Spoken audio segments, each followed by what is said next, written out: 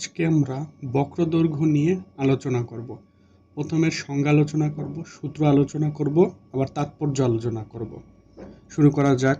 কোনো এন-মাত্রিক দেশে বা অন্তরীক্ষে অবস্থিত একটি বক্ররেখার দুইটি নির্দিষ্ট বিন্দুর মধ্যবর্তী পথের যে রৈখিক পরিমাপ যাহা উক্ত দেশের দূরত্ব প্রতীতি দ্বারা নির্ধারিত হয় তাহাকেই বক্ররেখার দীর্ঘমান বা বক্রদৈর্ঘ্য বলা হয়। এটা হলো সংজ্ঞা। এবার লিখব, ধরা যাক একটি বক্ররেখা সি কোনো অন্তরীক্ষে অবস্থিত এবং ইহার উপরিস্থিত বিন্দুসমূহের স্থানাঙ্ক xi একটি মাত্রিক স্থিতি পরামিতি t এর অপেক্ষক, অর্থাৎ xi xi of t। এটা গেল।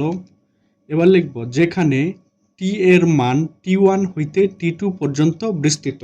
আমরা জানি বক্ররেখা বরাবর অতি ক্ষুদ্র রৈখিক ব্যবধানের বর্গের সমীকরণ হইল ds² gij into dxi into dxj, যেখানে gij হইল উক্ত দেশের দূরত্ব বুঝ্য। উপরোক্ত সমীকরণ হইতে ds এর মান গ্রহণ করিয়া আমরা পাই ds ওখানে রুট করলাম gij dxi ইন্টু dxj। তাহলে আমরা কি পাই?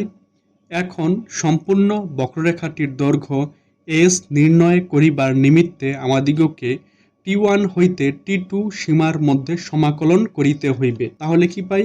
s এই যে সমাকলন চিহ্ন t1 থেকে t2 পর্যন্ত ds dt আর dt, এটা পেলাম আমরা। তাহলে কি পাই আমরা?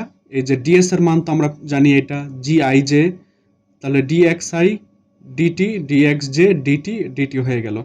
মানে ওখানে dt দ্বারা উভয় পক্ষে গুণ করে ফেললাম আমরা। তাহলে লিখব আমরা, এই সমীকরণটি হইল যে কোনো বক্ররেখার দৈর্ঘ্য নির্ণয় করিবার সাধারণ সূত্র।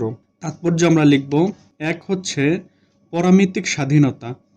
বক্ররেখার দীর্ঘমানটি আপনি কোনো পরামিতি দ্বারা প্রকাশ করিতেছেন তাহার উপর নির্ভর করে না। ইহা বক্ররেখাটির একটি নিজস্ব বা অন্তর্নিহিত জ্যামিতিক ধর্ম। দুই হচ্ছে ইউক্লিডীয় ও অইউক্লিডীয় দেশে।